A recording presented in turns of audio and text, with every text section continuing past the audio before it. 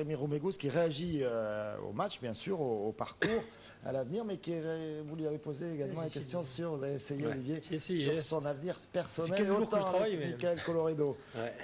C'est un peu plus clair, autant avec Jérémy Roumégous, vous avez du mal à lui tirer le verre du nez. Hein. On l'écoute.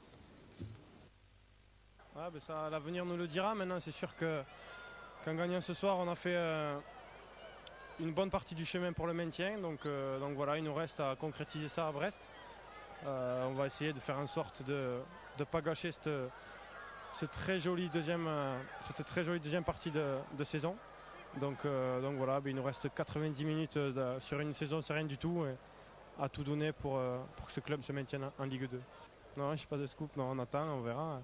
On va rencontrer nos dirigeants déjà. Et après, on verra ce qu'ils feront de nous et on verra par rapport à ce qu'on aura ailleurs. Ce soir, on retiendra quand même en deuxième mi-temps des moments pas évidents et que le public a été derrière nous. Donc ça, c'est sûr que souvent, on a dit que c'était un public chaud ou quoi, mais dans les moments importants, ils ont toujours été derrière nous. Et ça, où qu'on soit plus tard, on ne l'oubliera pas. Ouais, ce que dit, quand même, c'est vrai, de jouer devant du monde, ça c'est...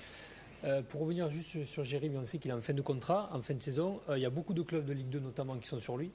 Mais jusqu'à présent, de Strasbourg, sauf Nîmes. Donc, mais jusqu'à présent, Nîmes ne s'était pas positionné. Et il m'a avoué quand même qu'il devait rencontrer le dirigeant nîmois. Donc, c'est quand même une bonne nouvelle. Avec Jérémy Roumégous qui a été repositionné plus au centre par Jean-Michel Cavalier et qui du coup fait une bien meilleure saison. On rappelle que Jérémy avait joué avec sous l'ère Régis Brouard. Il avait déjà joué à ce poste de d'axial où il avait été très bon d'ailleurs pour remplacer notamment des suspensions ou des blessés.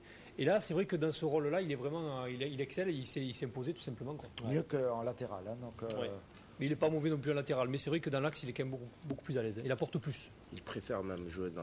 Ça se voit d'ailleurs. Il prend beaucoup de plaisir. C'est clair.